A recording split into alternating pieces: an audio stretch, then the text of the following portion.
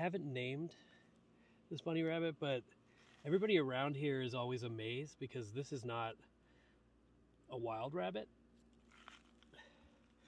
I first saw this rabbit back in November when it was a little baby, and I figured it escaped from somebody's house who lives down here. That's what it looks like. It's really pretty.